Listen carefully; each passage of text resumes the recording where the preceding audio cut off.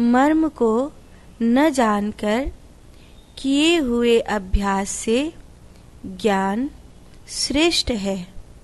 ज्ञान से मुझ परमेश्वर के स्वरूप का ध्यान श्रेष्ठ है और ध्यान से भी सब कर्मों के फल का त्याग श्रेष्ठ है, क्योंकि त्याग से तत्काल ही परम शांति होती है।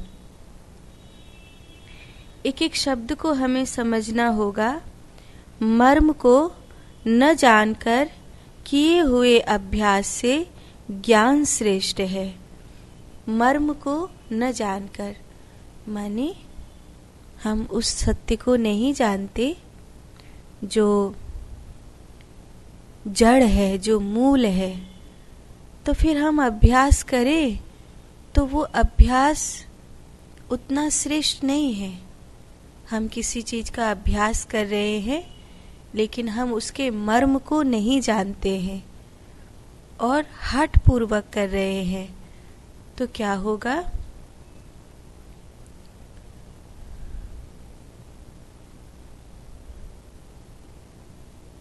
शरीर रोगी हो जाएगा, मन अशांत हो जाएगा,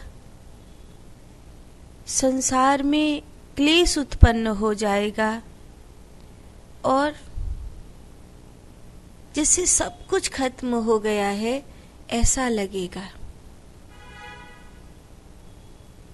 इस सत्य को, ये कड़वा है लेकिन हमें स्वीकार करना होगा। कई बार ब्रह्मचर्य अच्छा होते हुए भी अच्छा नहीं होता, क्योंकि अगर प्रारब्ध कर्म और परिस्थिति कह रही है कि यहाँ संसार को निभाना होगा तो वहाँ हट नहीं की जाती है, क्योंकि उस कर्म के मर्म को समझना है।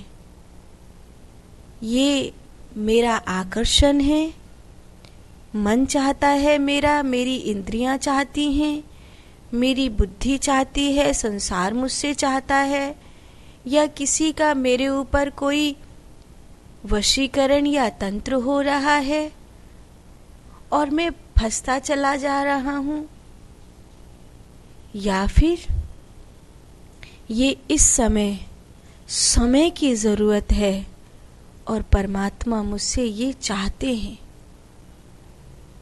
हम अभ्यास उसी का कर सकते हैं जो परमात्मा हमसे चाहते हैं। जो परमात्मा हमसे नहीं चाहते, अगर हम उसका अभ्यास कर रहे हैं तो कहीं ना कहीं वो हमारे लिए नया प्रारब्ध बना देगा। वो हमारे लिए एक नया कुआं खोद कर तैयार कर देगा। जिसे पुरानी कहावत है कि कुआं से निकले और खाई में गिरे, ऐसे ही एक संसार के बंधन को छोड़ा और दूसरा संसार का बंधन स्वीकार कर लिया। कुल मिला के बहुत कुछ पाया और कुछ नहीं पाया। तो भगवान कृष्ण कह रहे हैं, मर्म को न जानकर किए हुए अभ्यास से ज्ञान श्रेष्ठ है।